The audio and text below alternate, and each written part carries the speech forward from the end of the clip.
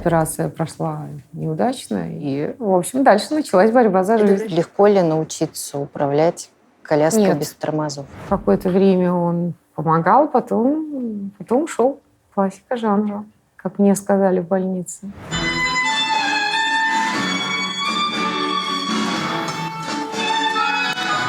Решение жить и умирать, я считаю, принимает сам человек. Ну, мотивация, конечно, это ребенок. Это однозначно совершенно. Мужа простили? Если ты прожил жизнь и не почувствовал любовь, значит, жизнь была неполноценна, правильно?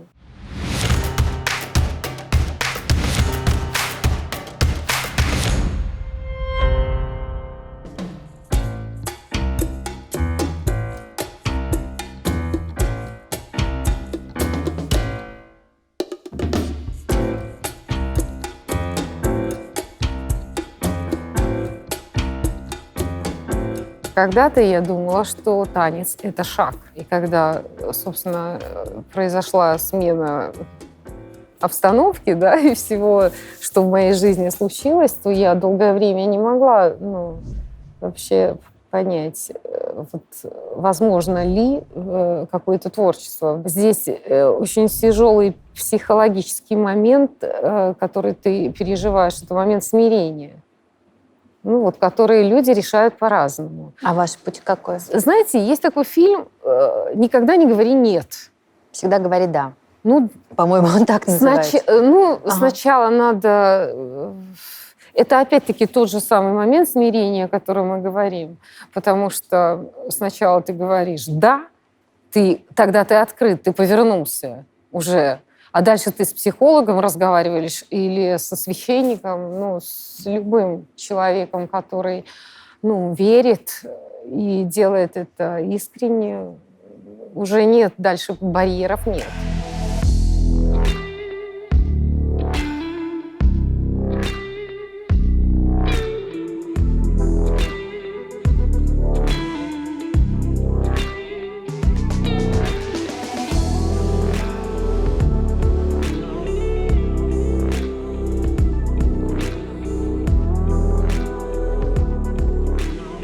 Как танец вошел в вашу жизнь или вы вошли в мир танца, собираясь поступать в политех?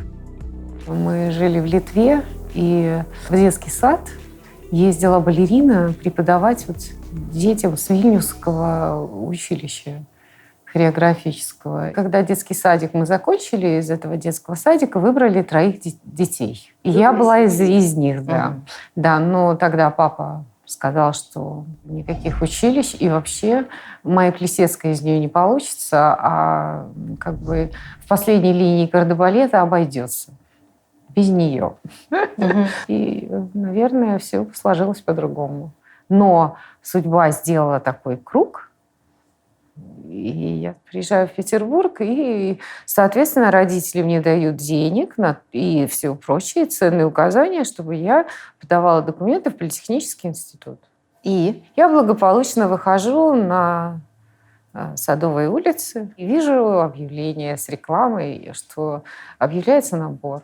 Так набор куда? Что это было за учебное заведение? Это училище, Ленинградское областное училище культуры. На тот момент это уникальная история, потому что в Политехнический институт было 2,5 человека на место. Конкурс, да. А в это училище на хореографическое отделение было 5 человек на место. Конкурс. Прорвалась через все эти тернии. А что родители сказали, когда подала документы? Да, подала. Да. Только не в политех. Позвонила родителям, конечно, сказала. После этого полгода со мной отец, естественно, не разговаривал. После училища Институт культуры. Конкурс тогда был 11 человек на место. 11 человек 11 на место. человек на место, да. Но это препятствие было взято. И вы застали еще традицию распределения, да, после окончания вуза. Да. Я здесь, в Сосновом Бору, и занималась я с гимнастами. Художественной гимнастикой. Да, художественной. То есть вы ставили хореографию? Да, и вела занятия, да. Потому что, художественная гимнастика, я считаю, что это, самый сложный вид искусства движения. самый сложный, потому что это, супер данные, это отдельно владение предметом, и не одним, а несколькими предметами. Вот.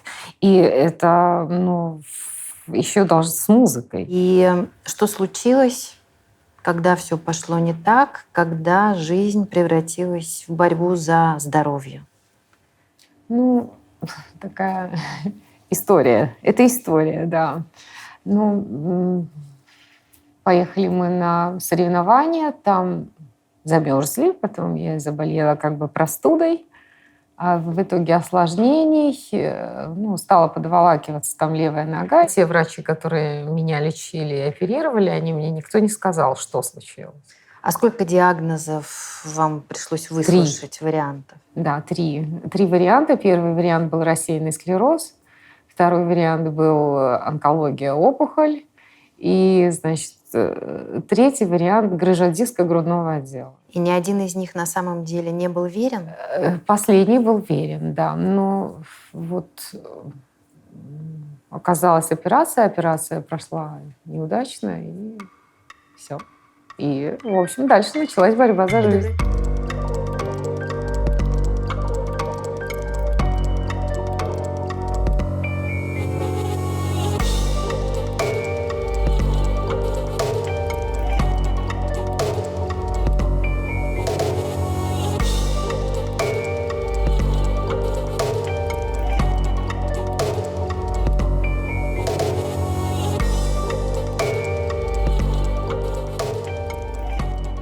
Это врачебная ошибка во время операции или неправильный прогноз? У меня была такая запись, что у меня грыжа грудного отдела, позвоночника, и она оперирована. Естественно, они ее удалили, да.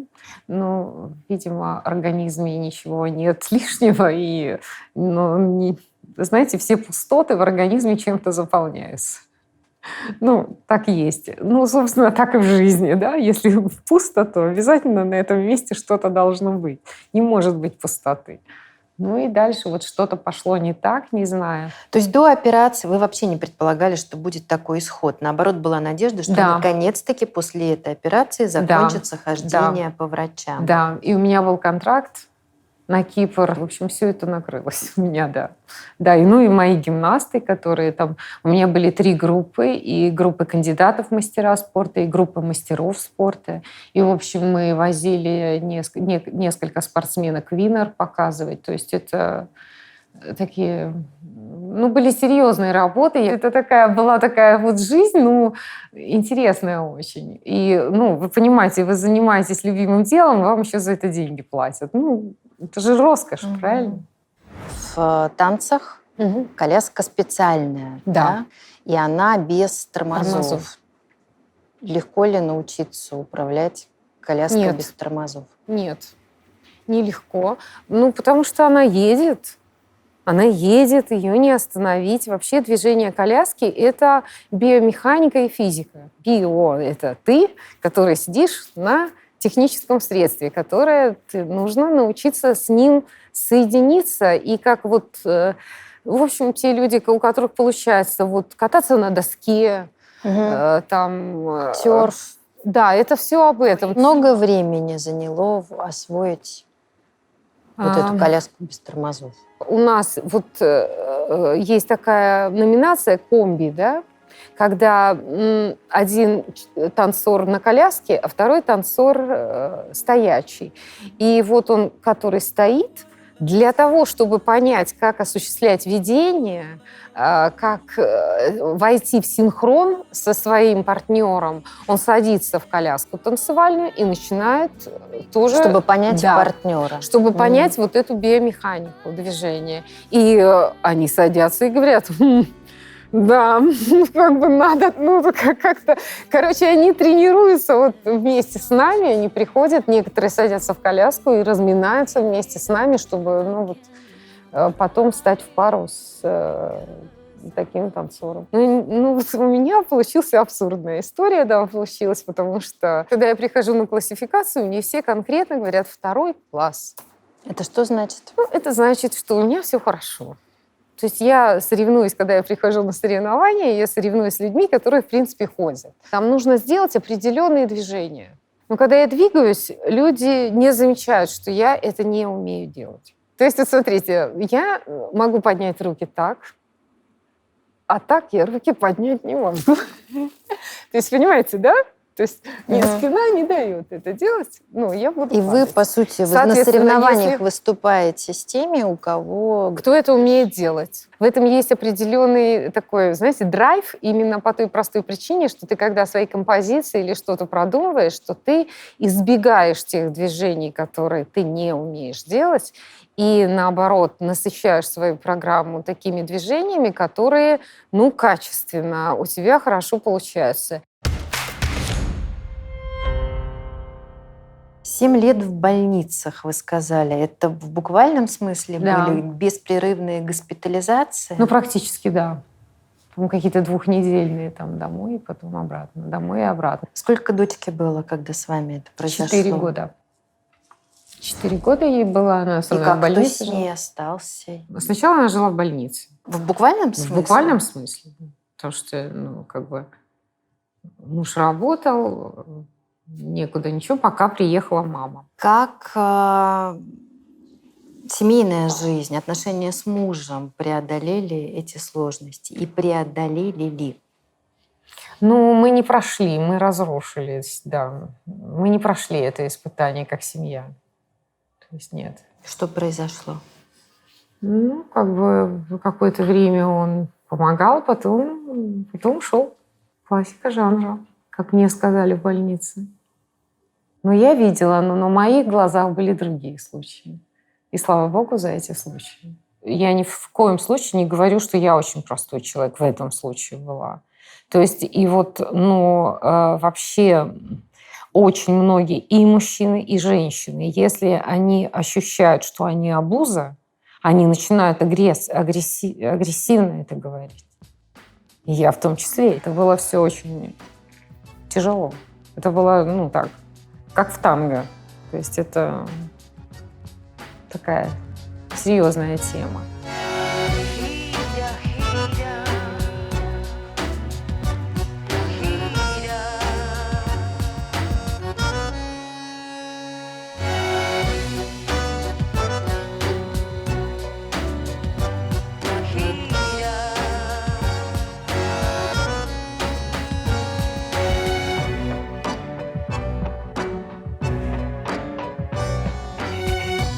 Решение жить и умирать, я считаю, я не претендую на там, да, вот, принимает сам человек. И только после этого начинается какое-то поступательное движение, обратно возврат в жизнь. Вот. И, А ну, как вот, это, на что это похоже? Вот этот момент. ну, этот момент похож на такой внутренний его голоса, установку типа «я буду жить».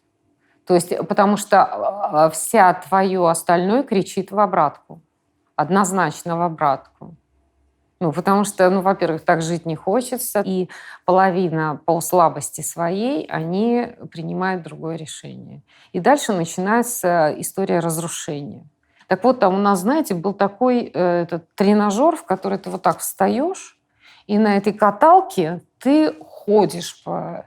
Ну, как у тебя получается? Вот ходишь. Вот я ходила по ночам, и когда могла, тогда ходила. Я пиликаю по коридору, и, знаете, открыто, потому что жарко. И, значит, в одной из этих палат, мужской, там умирал человек.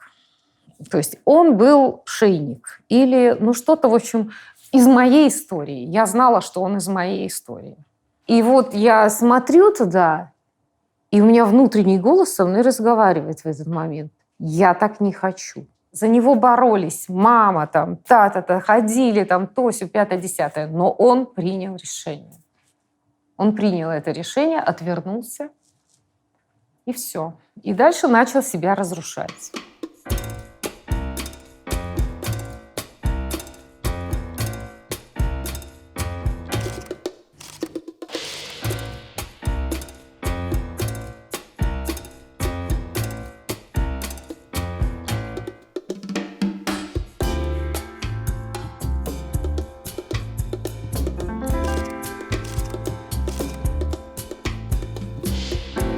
Но кроме того, чтобы иметь смелость, да, принять решение жить и бороться, надо еще выживать.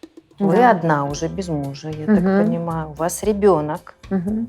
А как работать в таком состоянии? Так, ну, огромное, Что происходило? знаете, огромное спасибо тем людям, которые, ну, в меня поверили, это раз, и тем людям, которые от меня не отвернулись, и которых я еще приобрела. Это вот и врачи, это и инструктора по лечебной физкультуре, это моя мама. И, ну, плюс сама я освоила сначала ногтевую эту индустрию. Вы работали мастером Да, по маникюру? В работала. салоне или Нет, на дому? ко мне ходил полбольницы. Да, на маникюр. Потом, значит, дальше у меня, когда я из больницы вышла, домой приезжали, да, там была клиентская база определенная у меня. Вот. Потом дальше, опять-таки, друзья, там, мамины друзья, которые уже потом, после смерти мамы, они перешли уже. Я прошу прощения, а мама ушла от вас тоже, в общем-то, в этот непростой период? Да, да. Ну, там автокатастрофа и все сразу. Ну вот. Ну и у меня есть замечательный брат.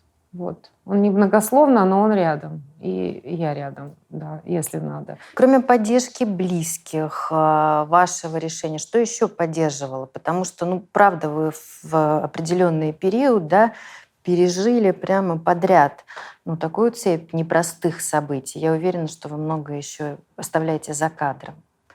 Что сил придавало, что двигало?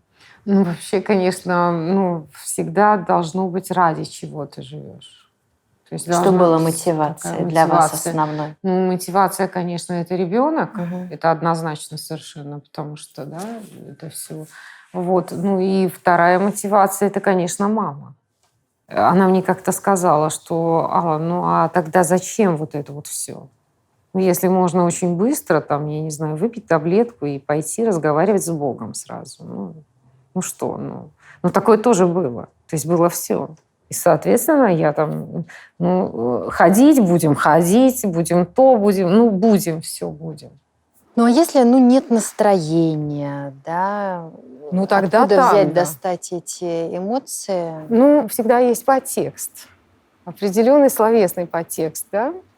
И, танго бывает разное. То есть ты можешь в танго объясниться в любви. Ты можешь в танго сделать вызов, да? Можно вспомнить стихотворение, да?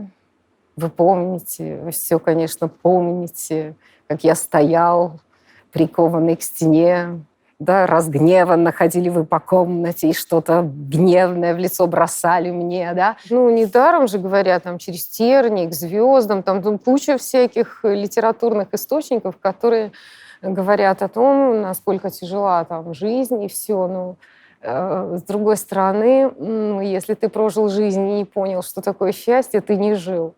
И если ты прожил жизнь и не почувствовал любовь, значит, жизнь была, неполноценна, правильно? И была ли она вообще? Ну, собственно, об этом танце, да? Об этом танце.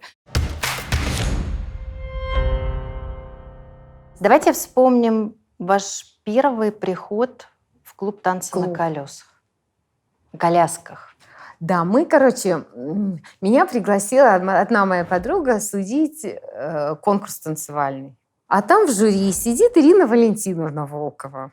Это мой тренер сейчас по танцам на колясках.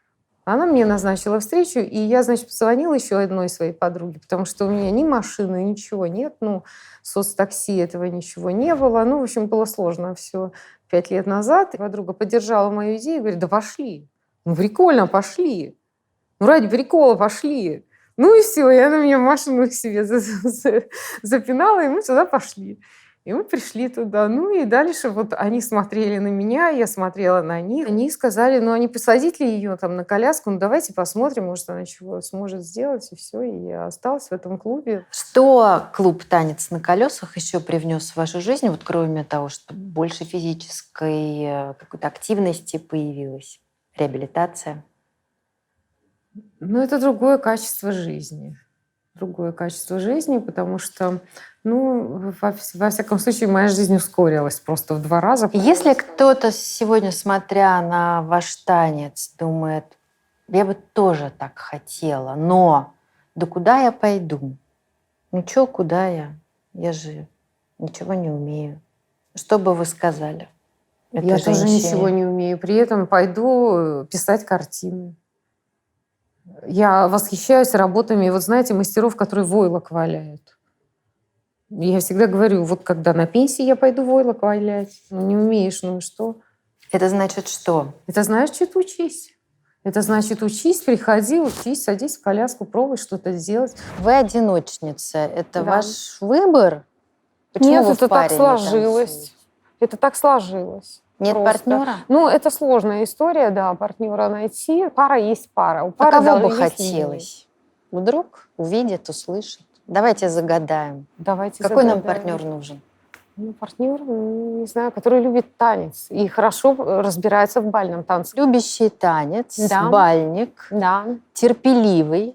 Ну и Что тот, еще? который хочет что-то получить, какой-то новый опыт, именно танцевальный опыт, потому Открытый, что... Да, open-minded. да, к обучению, да. Потому что, ну, ему придется учиться многие вещи делать заново. Танец — это не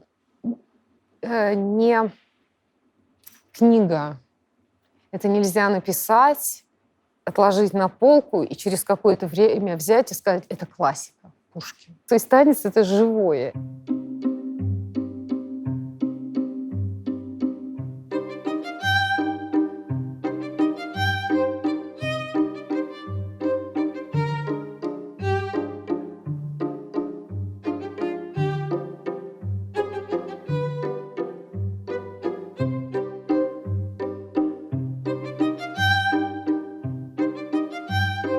Какие эмоции дарит танец? Все, какие существуют вообще эмоции, мне кажется, все есть в танце. Все зависит от музыки, от того, что ты хочешь сказать. Потому что не бывает бессмысленных движений. Эмоции, которые в музыке, ты хочешь пропустить через свое тело и передать их зрителю. О чем рассказывает ваш вальс? Это весна, это обязательно какое-то начало, такое,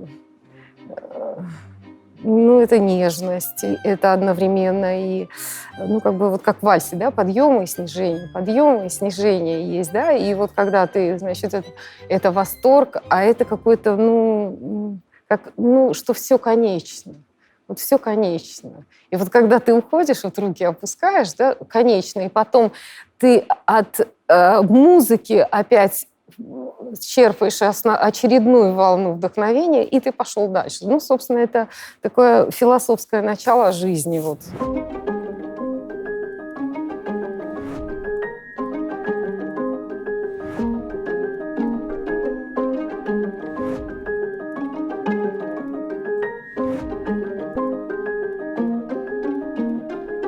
Мужа простили? Давно. Давно.